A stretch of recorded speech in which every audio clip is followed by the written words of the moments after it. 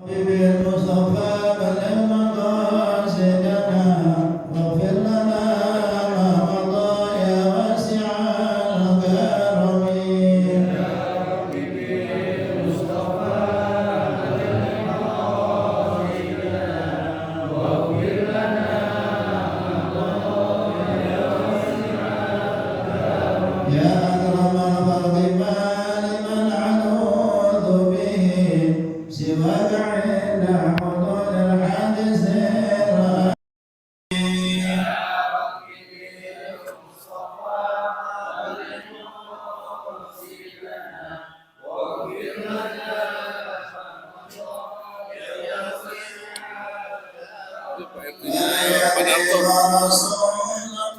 PR-nya Pak Darto sebagai Pak Yadi dulu.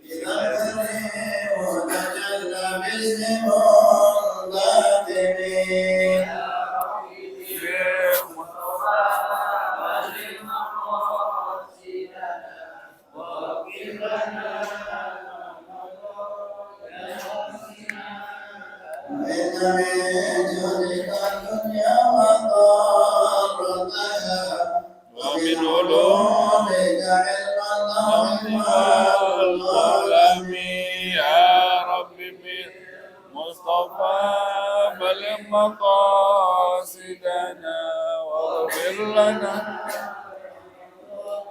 يا واسع يا رب بالمصطفى بلغ مقاصدنا واغفر لنا ما مضى يا واسع الكرم يا رب بالمصطفى بلغ مقاصدنا واغفر لنا ما مضى يا واسع الكرم اللهم صل وسلم وبارك عليه وعلى آله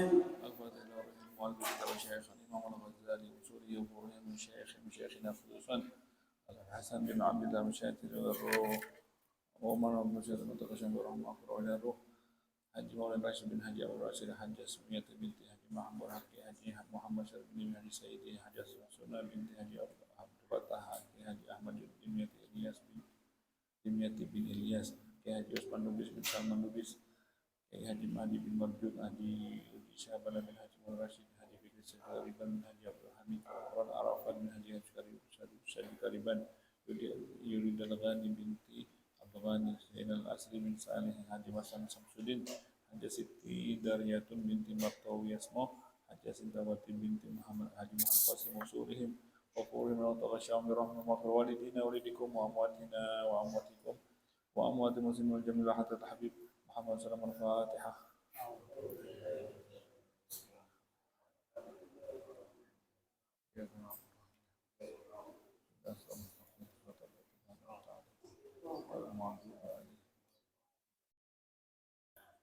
Apa?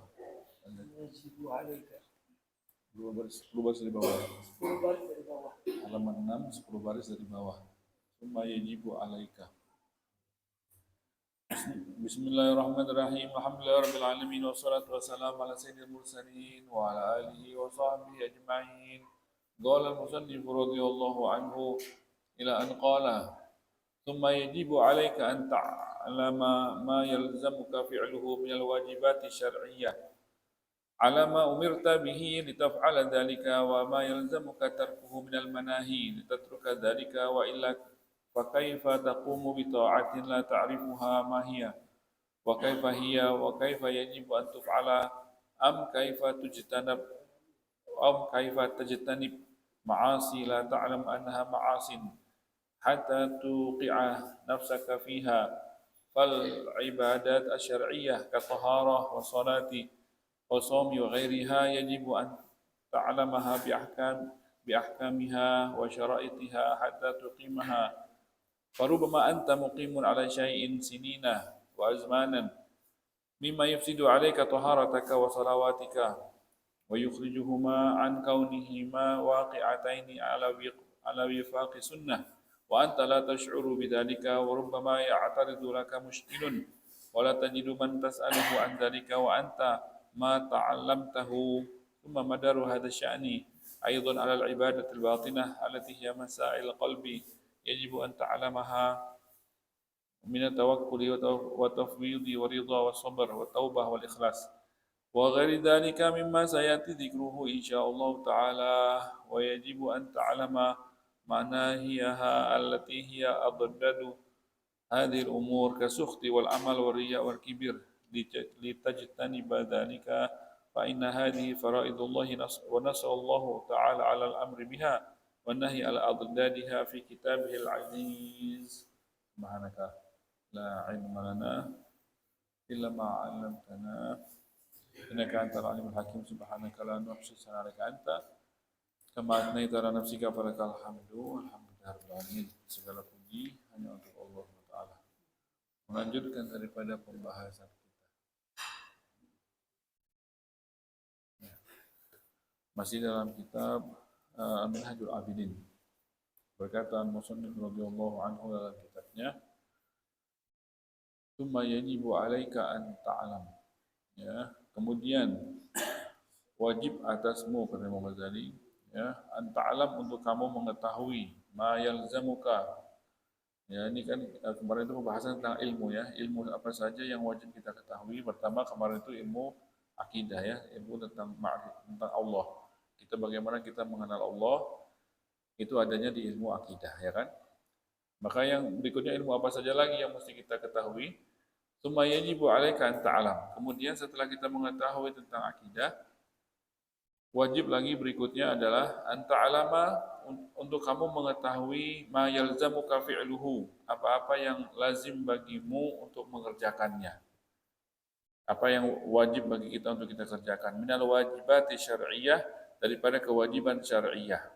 Jadi ada kewajiban yang Allah wajibkan atas kita. Maka kita mesti mengetahui ilmunya.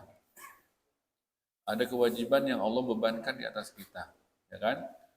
Kita wajib mesti mengetahuinya. Jangan diterobos ya. Jangan dikerjain seberadulan, jangan. Jadi mesti kita pelajari apa sih kewajiban-kewajiban yang Allah wajibkan atas kita. Alama umirta bihi, atas apa yang Allah perintahkan yang kepada kita, yang kamu diperintahkan atasnya. Yang kita diperintahkan apa saja. Dari mana kita tahu? Dari Nabi kita Muhammad SAW. Kita diperintahkan kewajiban kita apa? Ya, sholat 5 waktu ya. Itu maka ini mesti kita pelajari. Kata Imam Ghazali, kamu mesti mengetahui ilmunya. Litafa'ala dzalika supaya kita bisa mengerjakannya perintah tersebut dari Allah Taala. Ya. Itu. Kemudian itu berarti wajib. Setelah ilmu akidah yang wajib adalah bagaimana kita mempelajari kewajiban-kewajiban syariah, ya, rukun Islam. Kemudian wa may yalzamuka tarkuhu, begitu juga yang lazim bagi kita untuk meninggalkannya. Ada larangan-larangan, minal manahi, daripada larangan-larangan. Jadi selain daripada Allah membebankan kepada kita kewajiban, Allah juga ada larang kita dengan larangan-larangan. Untuk menyaring ini ya, untuk menyaring kita manusia mana yang layak untuk tinggal di surga. Manusia mana yang taat, yang mana yang enggak taat, mana yang baik, yang mana yang buruk, mana yang jahat.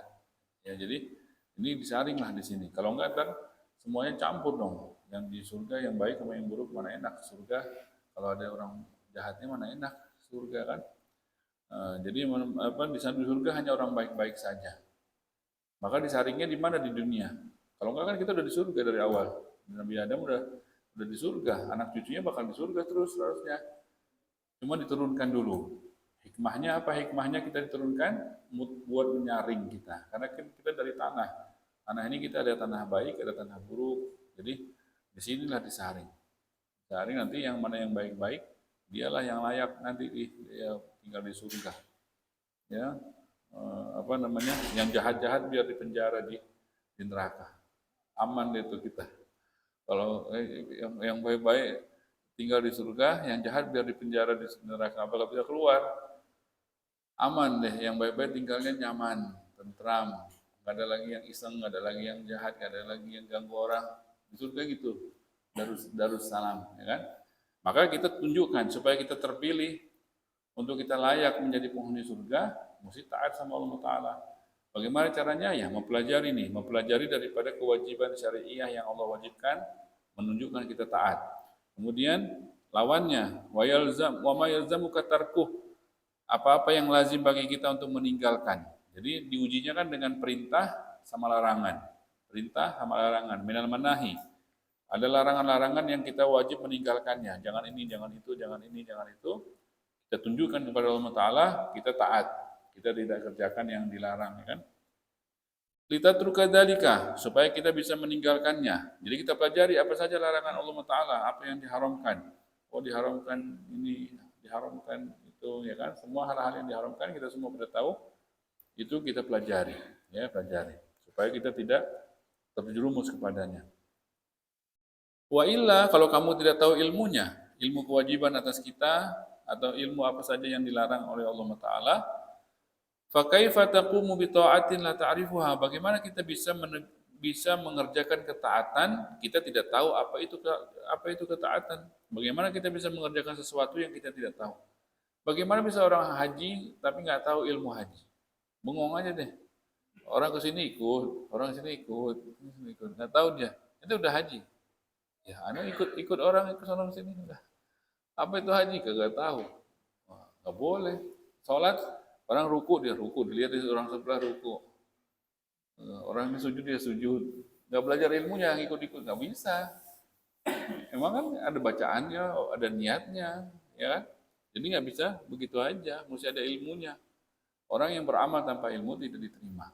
Walaupun cocok, mirip kan, kayak ini ruku, dia ruku. Sujud mirip kayak orang yang benar. Tapi tanpa ilmu, maka ditolak. Haji gitu juga, ditolak. Dia ikut-ikutan doang, ditolak, ya kan? Jadi mesti pelajari apa saja yang ketika kita mau menghadapi itu ibadah, kita mesti pelajari. Puasa nanti ketemu bab puasa, kalau kita ntar nih mau penutupan nanti kita belajar puasa nanti 1 kali pertemuan atau 2 kali pertemuan. Insya Allah kita akan ganti kitabnya, kita pakai puasa. Jadi momen-momen apa yang kewajiban yang awal kita temui, wajib sebelumnya kita pelajari. Ya kan nanti ada kurban, nanti kita pelajari kurban. Ada haji, ada umroh. Kalau ada jamaah yang umroh, ntar kalau dikabari ke pengurus mushola, nanti kita bahas tentang umroh, gitu kan? Di pertemuan ini pengajian ini kan, gitu ya. Jadi bagaimana kita bisa mengerjakan ketaatan? La ta'rifuha. Kamu tidak mengetahuinya. Susah, nggak bisa lah, mustahil. Mahia, la ta'rifuha mahia. Kamu tidak mengetahui apa dia. Wa kaifahiyya, dan bagaimana dia. Apa sih kewajiban? Kita nggak tahu, nggak bisa. Udah tahu kewajiban apa saja, terus bagaimana dia? Udah tahu wajib ana, sholat, puasa, zakat, haji, terus bagaimana? Zakat yang wajib yang mana? Di antara harta kita yang bagaimana cara mengeluarkannya? Zakat fitrah gimana? Jadi kan mesti setelah kita tahu apa saja yang wajib, kaifahiyya, bagaimana cara mengerjakannya? Itu mesti dipelajari. Ya, bagaimana caranya ya? Itu ilmunya mesti kita punya. Wa kaifa yajibu an tuf'ala, dan bagaimana setelah kita sudah tahu bagaimana mesti kita kerjakannya. Seharusnya bagaimana sholat yang benar, bagaimana puasa yang benar, bagaimana. Itu ilmunya mesti ada katanya. Atau sebaliknya, am kaifa tajtanibu ma'asi la ta'lamu annaha ma'asin.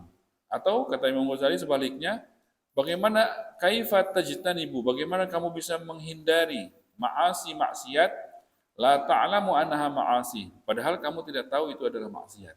Ya, karena nggak ada ilmunya. Dia nyangka biasa-biasa aja, rupanya itu dosa.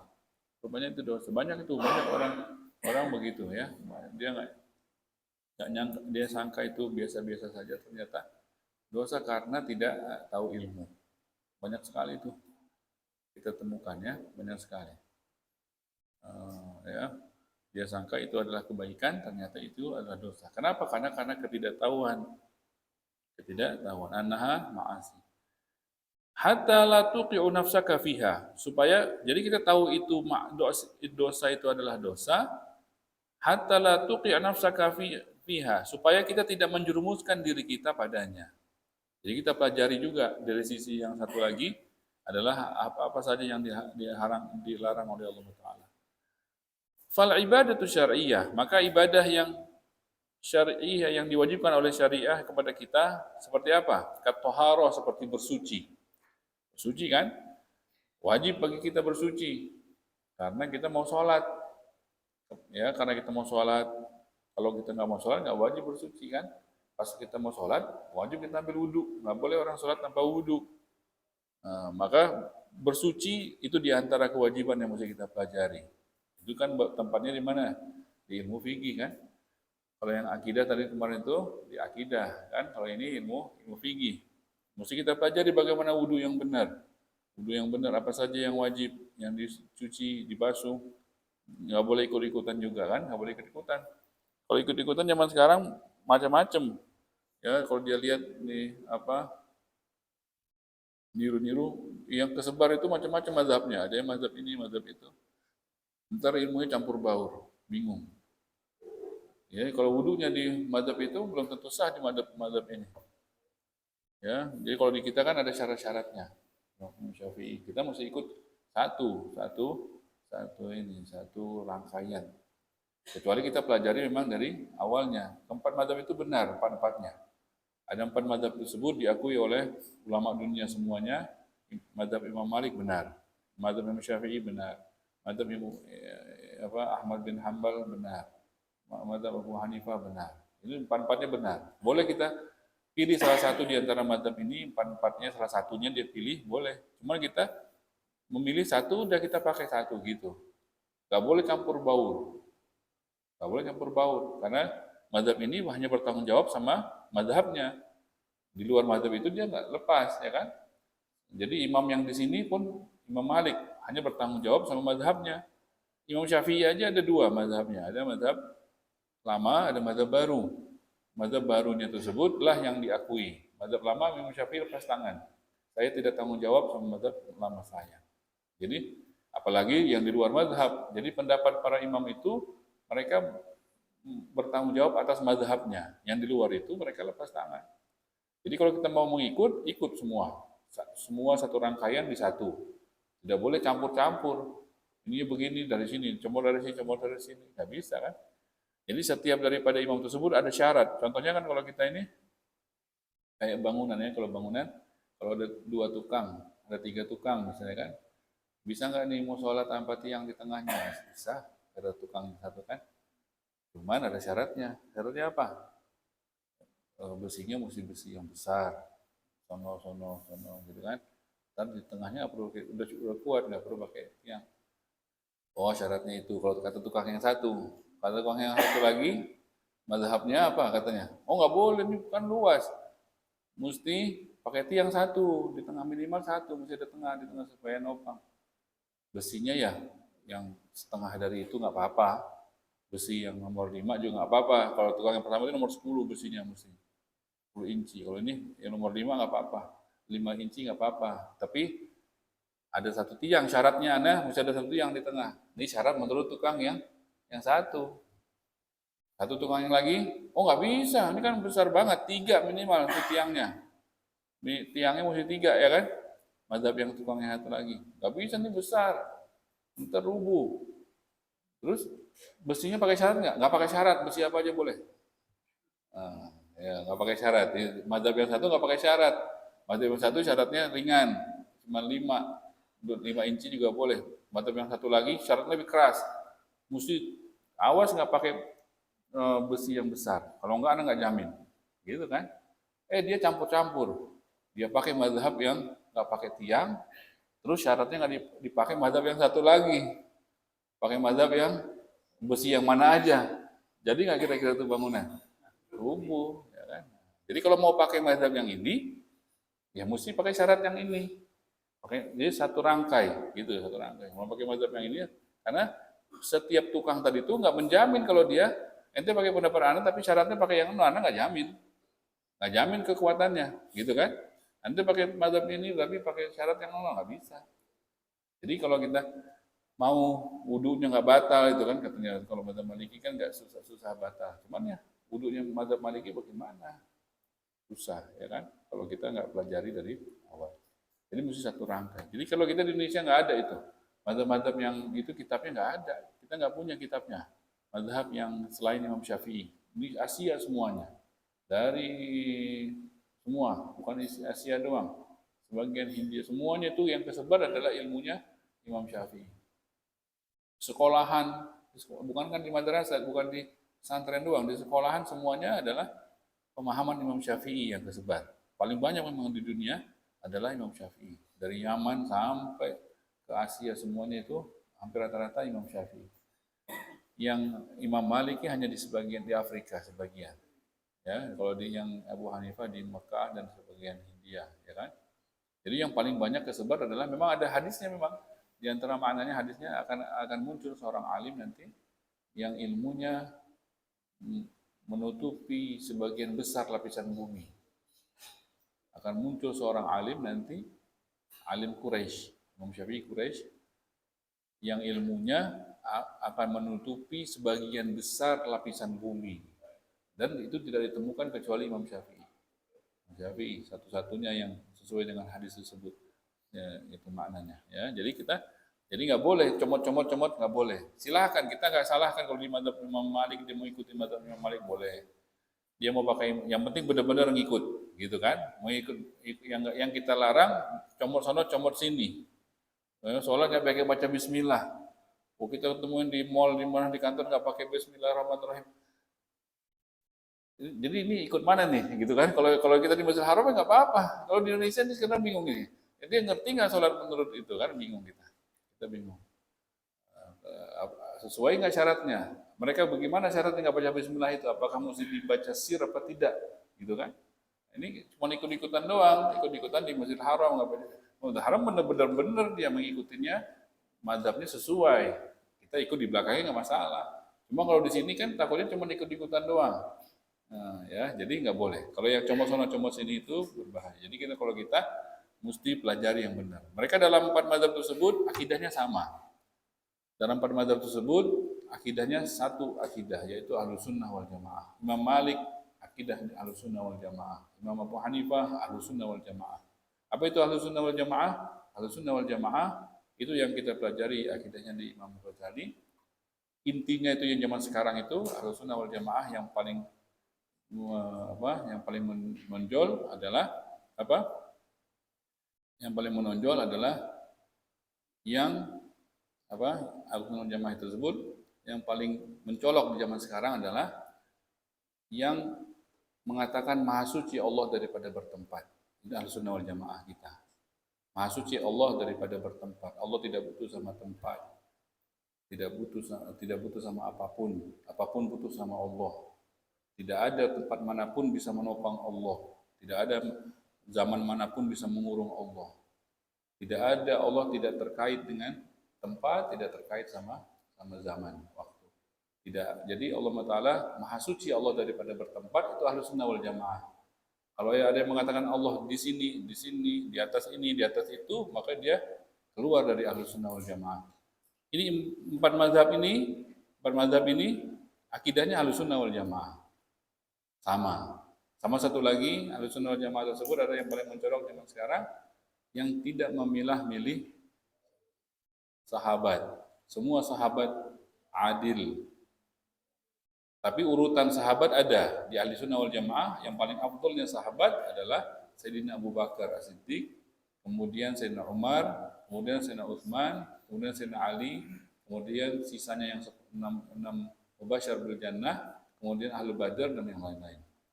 Itu urutan daripada tertib afdolnya sahabat masuk dalam akidah.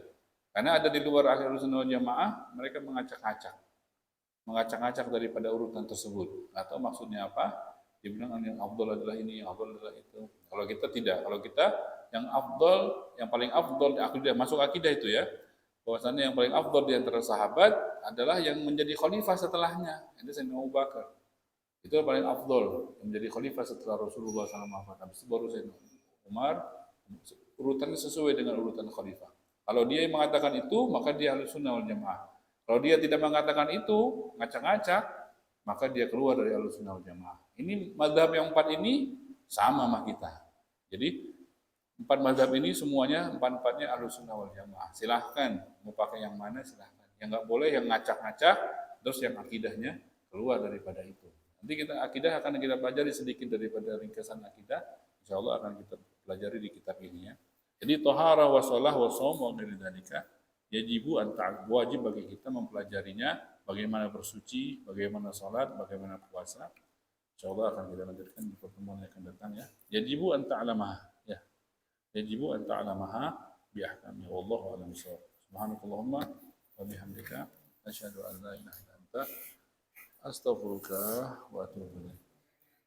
Rabbana wa'ana bima 'allamtana رب علمنا الذي ينفعنا رب فقهنا وفقه لنا وقرابات لنا في ديننا مع الفطر والأنثى والذكر رب وفقنا ووفقهم لما تقتضي قولا وفعلا كرما وارزق الكل حلالا دائما واخر الاتقياء وعلماء نحظى بالخير ونكفى كل شر ربنا اصلح لنا كل شؤون واجرا برضامك العيون واقض عنا ربنا كل الديون قبل ان تاتينا رسل المنون واغفر واستر أنت أكرم ستر وصلاة الله تغشى المصطفى من إلى الحق دعانا والوفاء في كتاب في للناس الشفاء وعلى الآل الكرام الشرفاء وعلى الصحب المصابيح الضرر اللهم اهدنا بهداك واجعلنا ممن يسارع في رضاك ولا تولنا وليا سواك ولا تجعلنا ممن خالف أمرك وعصاك وحسبنا الله ونعم الوكيل ولا حول ولا قوة إلا بالله العظيم صلى الله على سيدنا محمد وعلى آله وصحبه وسلم الحمد لله رب العالمين. الفاتحة. بسم الله.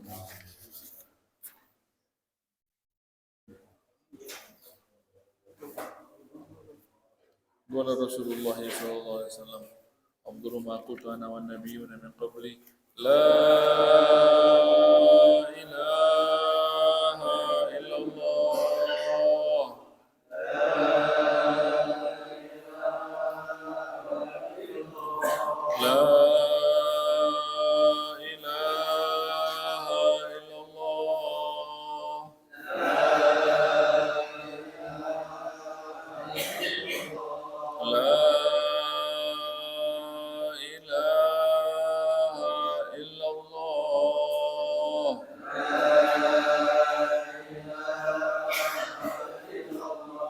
محمد رسول الله صلى الله عليه وسلم كلمة حق عليها نحيا وعليها نموت وعليها نبعث إن شاء الله من الأمن ربنا تقبل منا إنك أنت السميع العليم وتب علينا إنك التواب الرحيم صلى الله عليه وسلم محمد وعلى آله وصحبه وسلم الحمد لله رب العالمين.